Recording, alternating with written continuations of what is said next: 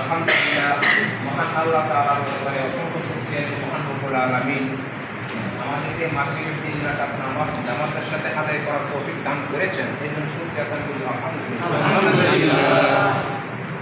শুধু তাই নয়, নামাজের পরে কোরআন হাদিসের আলোকে কিছু কথা বলার, কিছু কথা শোনার মতো তৌফিক আল্লাহ তাআলা দিয়েছেন। আল্লাহর ঘরে আমরা বসতে পারছি, আবারও বলি আলহামদুলিল্লাহ। আলহামদুলিল্লাহ। কখনো ঘোষণা হয় যে মসজিদের মধ্যে ইমান আমল একিনের কথা হবে, তো কিছু মানুষ দৌড়ে চলে যায়।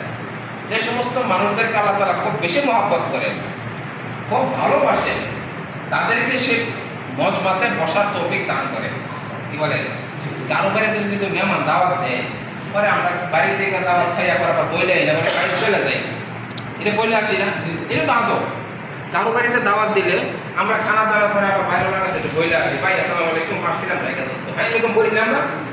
বলার পরে ভারী ওলায় কিছু মানুষের আবার হাতে ডাক করে, এখন তোমার লোক কথা আছে, তুমি যাও না, এরকম বলে না, হয় কি না? সব জায়গায় ছড়িয়ে দেওয়া যায় না। কিছু লোকের আবার টান্দা ধরে, বলে না আর যাই হোক তোমার লোকের কথা আছে পার্সোনালি, তুমি বসো নাকি কর, এরকম কয় না? তাহলে যাদেরকে যায় না, ছুটি দেয় না, বসতে কয়, তাদেরকে বাড়িওয়ালা কম মহব্বত করে নাকি বেশি মহব্বত করে? বেশি মহব্বত করে। বিদায় করে সব জায়গায় শেখা, তুমি যাই না, তোমার লোকের পার্সোনালি কথা আছে। তা এলানের পরে, আল্লাহর পরে এলানের পরে যারা বসে, আমি মনে করি পার্সোনালি ভাবে আল্লাহ তাআলা তাদেরকে বেশি মহব্বত করেন, বিদায় তারা বসতে পারে। কি বলেন, তাই না?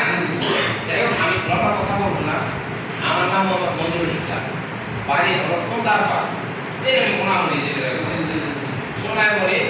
আমার নাম মোহাম্মদ মঞ্জুরুল ইসলাম। আমি দারুল উলুম দেওবন্দ থেকে 1997 সালে দাওরায়ে হাদিস পড়েছি, দারুল উলুম দেওবন্দ থেকে। তো আমরা 5 ভাই, এক ভাই পরিচয় আমি দিচ্ছি প্লিজ। এক ভাই ইংরেজিতে অনার্স মাস্টার্স, হাই স্কুলের মাস্টার। আরেক ভাই ইংরেজিতে অনার্স মাস্টার, বিশেষ সোডা একটা সরকারি কলেজে পড়াচ্ছে।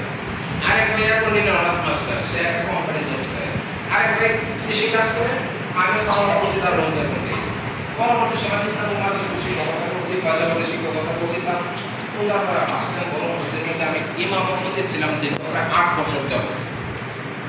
তো আমি এই বছর বাগাবো ইউনিয়নের চেয়ারম্যান পদপ্রার্থী, চেয়ারম্যান নির্বাচন করেছি। এই জন্য এলাকাবাসী যারা আছে তাদের কাছে এখন সহযোগিতা কামনা করি। আর বিশেষ করে এই মসজিদের মধ্যে দিনে একটা জামাত আছে, এই জামাতের কাছেও আমার দিল থেকে একটা তামান্না, আপনাদের কাছে আমি ব্যক্তিগতভাবে একটু দোয়া চাই। হ্যাঁ, আপনারা আমার জন্য দোয়া করবেন, কারণ ভালো একটা চেয়ারে ভালো একটা লোক বসলে ভালো ফল পাওয়া যাবে। কি বলেন, তাই না? ভালো চেয়ারে একটা চেয়ারম্যান, একটা ভালো পোস্টটা, ভালো একটা চেয়ার না, এই চেয়ারটা মানে যদি ভালো একজন আলেম বসে, আল্লাহ যেন লোক বসে, খোদা বেরো লোক বসে, মরণের চিন্তা যার ভিতর আছে সে বসে, কবরের চিন্তা যার ভিতর আছে সে বসে, নাকি বল? তাইলে এই লোকটার দ্বারা দুর্নীতি হবে? কি বলেন? দুর্নীতি হবে না, যারা মুক্ত হবে, সমাজ সুন্দর হবে, ন্যায় ও ইনসাফ সমাজের মধ্যে প্রতিষ্ঠা করতে চাই ইনশাআল্লাহ। এই জন্য আমাদের বাগাবী ইউনিয়নের চেয়ারম্যান পদপ্রার্থী হিসেবে এই বছর আমি নির্বাচন করতে চাই। আপনাদের কাছে দোয়া এবং সহযোগিতা চাই।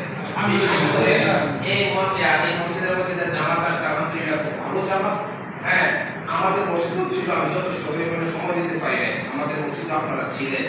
কিন্তু দুঃখের ব্যাপার হলো আজকে কিন্তু আসা আমার বিরোধ উদ্দেশ্য, আমরা মসজিদের মধ্যে আসলে আমি আপনাদেরকে যথেষ্ট সময় দিতে পারি নাই, একটু বেশি ব্যস্ততার কারণে এই সামনে বিভিন্ন জায়গাগুলোতে নিয়ে আসলে করার কারণে সময় দিতে পারি নাই।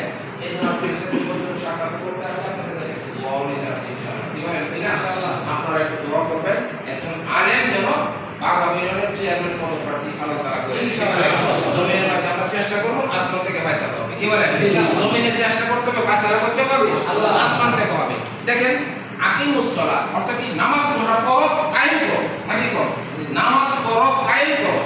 ইয়া আইয়ুহার রাসূল বাল্লিগ মা উনজিলা ইলাইকা মির রাব্বিক, বলছে ইয়া আইয়ুহার রাসূল, হে রাসূল, বাল্লিগ পৌঁছা, মা উনজিলা ইলাইকা মির রাব্বিক, আল্লাহর পক্ষ থেকে, আমি খোদার পক্ষ থেকে যে বার্তা, যে বিধান তোমাদের কাছে দিয়েছি, এটা মানুষের কাছে পৌঁছাও।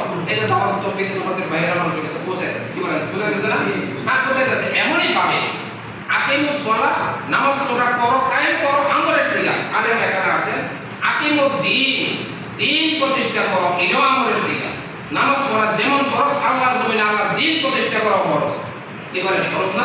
দিন যদি জিন্দা হয়, আল্লাহর জমিনে যদি আল্লাহর দিন জিন্দা হয়, তাহলে চেয়ারে